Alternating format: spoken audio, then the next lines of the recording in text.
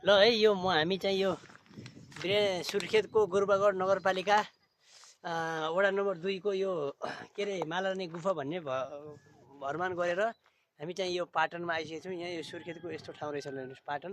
यहाँ चाहिँ मन्दिर रहेछ डाँडामा होइन, यहाँ पूजा गरियो। अब यो पुरै लेक छ वरिपरि। यहाँ चाहिँ यसरी हामीले पूजा गरेको छौँ होइन। जय रक्षा गरौँ, भगवानले रक्षा गरौँ हामीले होइन। हामी यसरी अब यो हेर्नुहोस्, यहाँ यो चाहिँ यस्तो छ। यो चाहिँ पाटन छ माथि। पाटन भनेको सुर्खेतमा पनि पाटन रहेछ। ल हेर्नुहोस्, यहाँ माथि देख्नुभयो, यो पाटन हेर्नुहोस्। सुर्खेतको यो गुरुबागढ नगरपालिका मालारानीभन्दा माथि, यो साहारेभन्दा माथि त्यो गुफा छ। गुफाभन्दा माथि पाटन छ पुरै।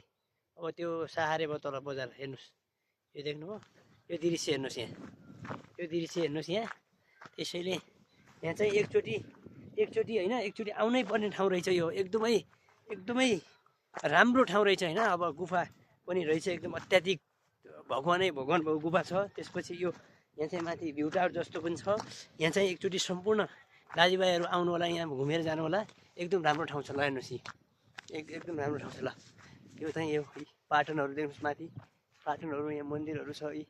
यस्तो ठाउँ छ। ल हेर्नुहोस्, यस्तो ठाउँ छ। तल गाउँ छ। साहारे हो त्यो पारि, यस्तो छ। यहाँ पिपलको रुख छ। यसरी हामी चाहिँ आएर यहाँ भ्रमण गरेर गएछौँ। हस्, धन्यवाद।